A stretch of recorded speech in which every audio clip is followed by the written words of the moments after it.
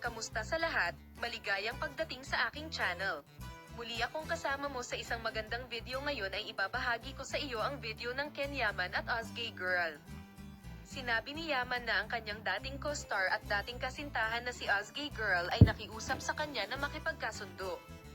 Ang nakakagulat na paghahayag na ito ay nagdulot ng isang alon ng reaksyon mula sa mga tagahanga at media, na nagbigay ng bagong liwanag sa dynamics ng mga pinag-uusap ang relasyon ng mga celebrity sa Turkey.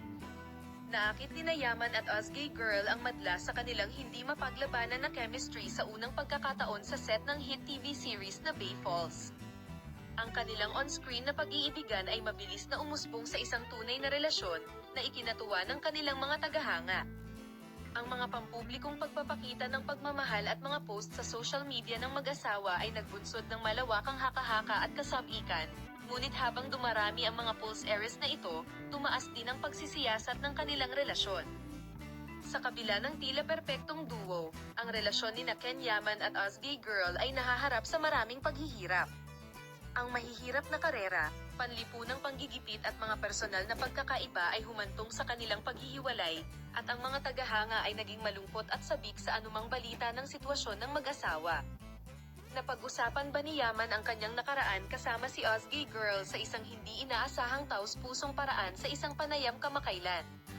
Ang aktor, na kilala sa kanyang masungit na kagwapuhan at karismatikong tindig, ay hindi umatras ng magsalita tungkol sa kanilang paghihiwalay at sa mga sumunod na pangyayari. Lumapit ba sa akin si Yaman na may halong nostalgia at panghihinayang sa boses at nakiusap na makipagkasundo? Sabi, siya ay talagang emosyonal at taos-puso tungkol sa pagbibigay ng aming relasyon ng isa pang pagkakataon. Ang pahayag ni Ken Yaman ay lumikha ng pananabik dahil nagpinta ito ng isang larawan ng mahinang bahagi ni Ozgay Girl na bihirang makita ng kanyang mga tagahanga.